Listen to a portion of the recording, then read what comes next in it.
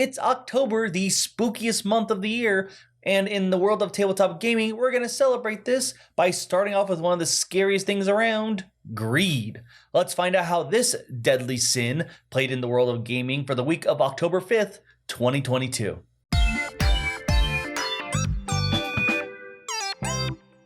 So we're going to start off with Wizards of the Coast because they've been showing off a lot of different products and items, not just for their future sets, but also because of their big 30th anniversary for Magic the Gathering.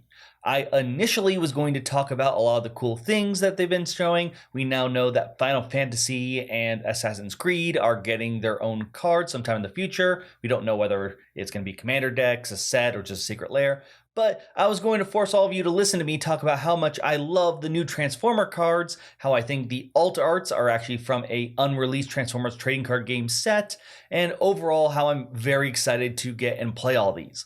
But they have announced a new product which I think is taking all the spotlights. It's for their 30th anniversary, it's a new set, and it's a reprint of all their original, I can't remember, it's alpha or beta version of cards. This is a big deal because yes, there are a lot of cards now that are probably like worth a few pennies, but this also includes some of the most expensive cards, including the Black Lotus. A lot of these cards are on a list that's known as the reserve list. Pretty much a little while back, Wizards promised, a vocal promise, and as far as I know, no contract, to never reprint a list of cards. This has become a big issue as of late, as many of these cards are desirable and more people are now playing the game, but you can't get your hands on them unless you got a few grand to drop. And this announcement was really exciting because according to this, they were proxy backs, meaning they aren't tournament legal. Now, if you are in the legacy game format, which allows pretty much every card to be played, that is disappointing as you need some of these strong cards. But for maybe some more casual people, aka Commander, which is now, I believe it is the biggest format or most popular format in Magic, this is very exciting to get some of these cards, in particular the dual lands, which are strong, but they're not the Black Lotus. They're not the card that is just everyone's going to roll their eyes if you were to play it, I think, or just be terrified of why you're playing such an expensive card. But then we found out how they are distributing them. This is not a set item you buy like the secret lairs. It is going to be in random booster packs, meaning you're not guaranteed to get those big expensive cards. Fine, all right, that's okay. If it's at a good price, that's still pretty cool. And then that's where the biggest issue comes in. This is going to be sold, as far as I can tell, in 4-packs. I don't think you can buy them single, but you can buy a set of 4 packs for $1,000, $999. So in other words, this highly desirable product that's not even designed to be technical legal cards that a lot of people have been wishing they can get their hands on is so expensive that the people who can already probably buy the regular versions are going to be the ones probably actually looking at this. It is this crazy, like they saw the problem and they came up with the worst possible solution. Like if they said nothing, that would honestly be better if they just stayed their course of we can't print these cards. What they've said is we are willing to print a version of these cards, these proxies of not real cards, but we want you to pay as if they are the real cards. And we're not guaranteeing it either. We're going to treat it just like our other items. And it's just... So I do tons of jump cuts, and this is one of them. And this one in particular, though, was just me cutting out so much crap I went on about this. I really hate this item. I feel it represents almost everything I hate about trading cards. It is designed not to help the game out.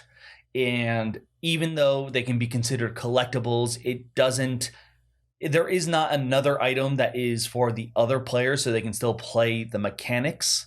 As long as all the mechanics are available to people, I don't care if you made you literally bred a Black Lotus, a one-of-a-kind species. If people can play with it, I don't care. That would be great. That's a collectible. You go for it.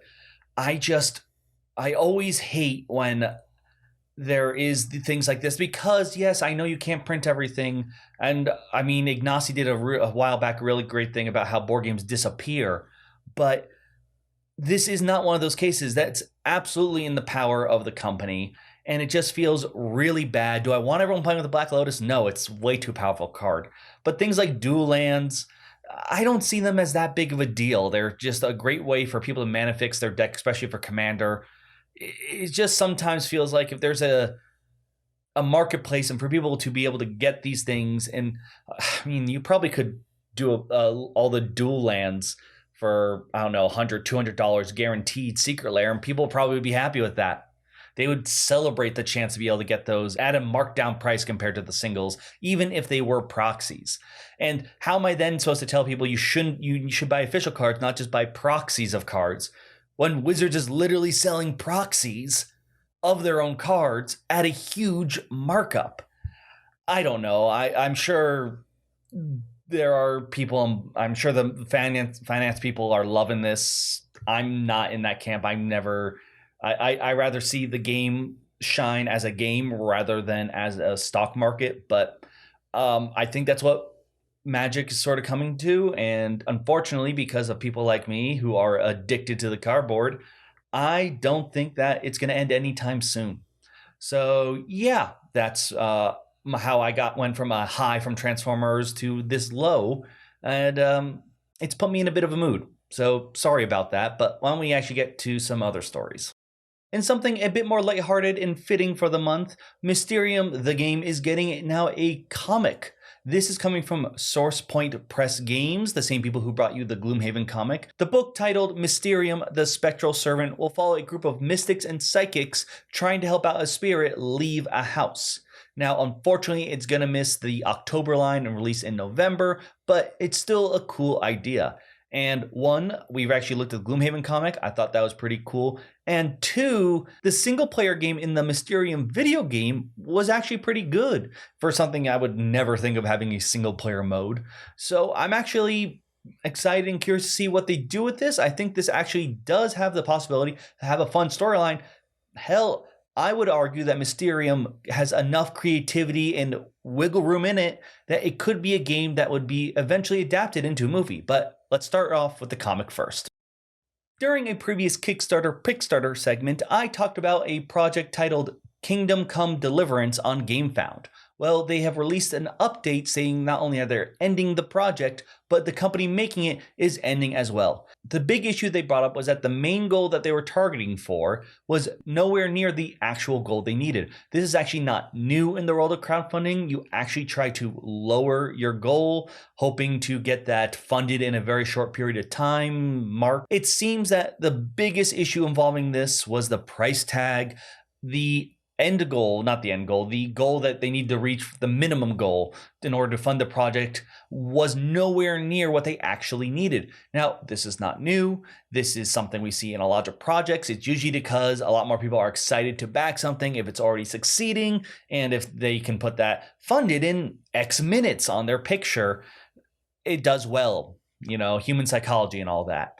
The thing is, they needed 1.5 million euros, which is, I believe, about 10% of what their asking price was, or not asking price, what their asking goal. So not nearly close at all. So unfortunately, they looked in like this is impossible. The finances aren't working, and they've had to shut down. This is an interesting story because I feel I've been seeing a lot more discussion again about what does it mean for crowdfunding and what we should be doing around this.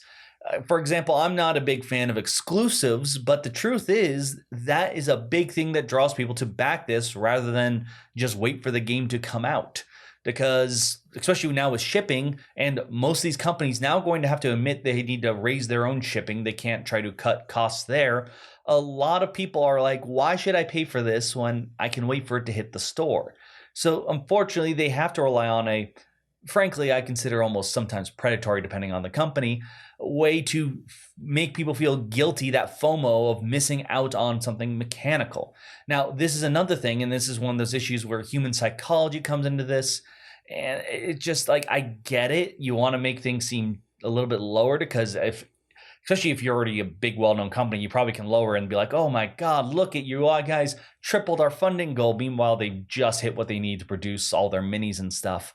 But we're seeing, once again, we're seeing some birds come home to roost on the the flaws in crowdfunding. I don't think it's enough for us to significantly. I think the shipping was probably a bigger deal. Now we're seeing more shipping costs in a lot of Kickstarter projects, like raised, and also being maybe a little bit more transparent. But I don't think this is going to change that pricing goal because it's too attractive. We're going to continue, unless you were able to rewire a lot of board gamers' brains, we're going to back the thing that looks successful. I don't like it, but people like to see, oh, it was funded very quickly. That must mean it's a good game. So let me know what your thoughts on all of this are. Do you think these are Kickstarter practices we should end? Do you think that there's no way to end them? Is this going to be like shocking YouTube thumbnails? It's just they'll always be there because we always there are always these psychological hacks that we're going to take advantage of. Let me know in those comments down below. One final quick but fun story, at least I think it will be, is the new Pandasaurus announcement. They are going to be releasing a Persona 5 Royale card game. I believe Royale just means like included some extra side stories and characters. I don't know if that's a significant difference or just meaning complete. You can let me know. I haven't played it, and yes, I know I should. Now, as of now, because as of this recording, it's not technically announced officially yet, so some more information may have come out by now, but we know it's a card game. I don't think it's a TCG because the designer is Emerson Matsuuchi, who's worked on Century as well as Foundations of Rome. So I'm hoping, fingers crossed, that this is a one-time purchase, just like the video game. And it is cooperative, you're working together, which makes perfect sense in the world of Persona. But I'm really excited about this, even though I haven't played the game. I know the characters, and especially losing to Joker a lot in Smash. There will be probably news press that talks more about this and probably shows off maybe some pieces. But for now, this is all I know. We'll have to see what happens. And I believe the release date as of now, as many things can change, should be 2023. Now let's get on some games that you can buy now, or at the very least, pre-order. First, from Hasbro, we have the new Hero Quest expansion, the Mage in the Mirror Quest pack. This was, I believe, part of their Hasbro Con. They most release action figures, but I think they talked about this, as well as I believe that's where the Transformers cards technically were announced as well. But from some other companies, from Van Ryder, we have the new graphic novel Adventures Junior. These are for a more younger audience. We have looked at the original graphic novels and enjoyed them quite a bit, so definitely worth checking out those, maybe those just for yourself, and the juniors if you have any kids. Then we have some products for Ticket to Ride. We have the smaller San Francisco standalone. If you want to know more about that, watch my review. And as well, we have the Poland map pack. I believe this is actually an older one that was only released in very specific areas, but now a more general release. Then we have for Hiroshima Hex 3.0, we have the Pirate expansion. And speaking of expansions, we got a ton for LCGs out there. For Arkham Horror, we got the Scarlet Key expansion. Now remember, they only do the Investigator pack and then the Story pack. This is strictly for the investigators. But for the Marvel champions out there, this is your time to shine if you're an X-Men fan. We've got the Mutant Genesis Story big box expansion, as well as both Cyclops and Jean Grey Phoenix as standalone character packs. Now let's get on to the Kickstarter Pickstarter, mostly Kickstarter, but we are technically going to one place that we don't usually go for board game projects. We're starting off with an interesting project from Avalon Hill, aka Hasbro, with the return of Heroescape. This is part of HasLab, Hasbro's own personal funding site for some very weird or maybe odd figures, but this is for the Heroescape game, bringing it back with now the Age of Annihilation. This is designed to bring the game back onto the marketplace, but from what I can tell, it's not reprinting the old Heroescape stuff. Rather, it has new factions and scenarios and should be backwards compatible with any other Heroescape products. That being said, I don't know how hard it is to get any of those products, but if this does well, I wouldn't be surprised if maybe they look at some of those and try to reprint them. After all, it's always good to have all your game mechanics and elements generally available to the audience that wants to play it. But if you want to back this, if you're curious about it, it'll cost you $250. And remember, it's not on Kickstarter or GameFound or BackerKit. You're going to have to head over to HasLab if you want to see Heroescape back at the table. Redwood is a game that I talked about at Gen Con, I talked about it in my SM video, and now you can back it. This is a game all about trying to take perfect photos in a nature environment, and does this really clever mechanic of using pieces that I would usually contribute to more of a miniatures combat game like X-Wing, in which you move your photographer around and choose different camera lenses, I guess, to make different angles or shots. So you'll be moving your piece not simply just in a grid format, but measuring out distance, trying to get just that right angle to get certain creatures in the shot or certain lighting. And it really does a clever way of a more free-form movement of taking the movement of more like miniature tabletop games in a much more still board gamey presence. It was really fun to see the demo of it, and I do think this does actually a lot of cool innovative stuff that way. If you're interested in this, you can back it for about $45, and of course there's got some more stuff, but if you're at SN, I bet you'll get the chance to preview it there. Then we're heading over to backer kit for Arch Rivals Magic Socks. This was a game that I actually played the original Arch Rivals a little bit. I believe it was at PAX Unplugged. Really cute, fun game, but they've added a ton of new expansions, including this. They even have one that's Arch Rivals Rivals that I know about that's designed to be much more cutthroat. But this one adds some socks and stuff. They also have some theme packs, and of course, you know, love cryptids and dinosaurs. Great themes.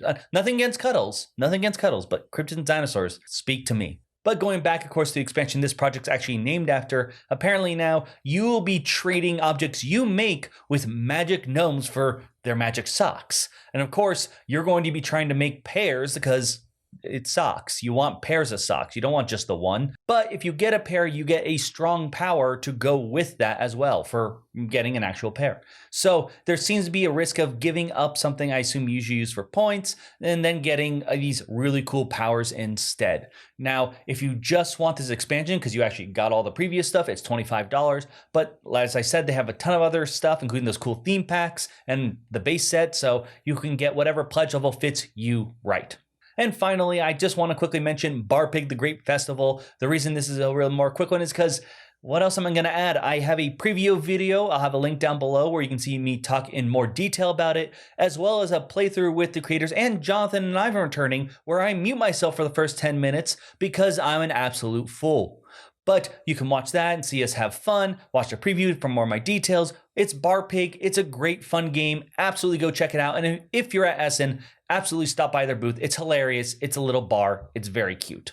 But those are the games and projects that I've picked out, but there are some that are coming to an end. That includes some that I'm actually sort of shocked I didn't see until now. So first up, we've got some games that I mentioned in previous videos, those Necromolds, really cool, almost 90s style Play-Doh game, as well as the Terraforming Mars dice game. So for anyone who needs another version of Terraforming Mars. There's also Dungeon Universalis new challenges for all the dungeon crawlers out there. And then this one I'm a little embarrassed about. There's Coyote and Crow, Stories of the Freelance. Embarrassingly, I didn't see this pop up. I think it actually came out over 20 days ago. You still got a few days left to back this if this sounds interesting for you. But that's all the news stories we have. Are you willing to pay $1,000 for a random chance of a non-tournament legal Magic card?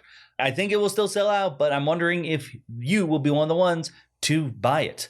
I personally am not a big fan, obviously, as you can see throughout this news story. But let me know about that. Any of the other news stories? Are you backing any of these projects? Are any of those games sound interesting? Are you Marvel Champions fans? Let me know in those comments down below. Love to hear from you. But for now, I'm Will, and this has been Roll for Crit.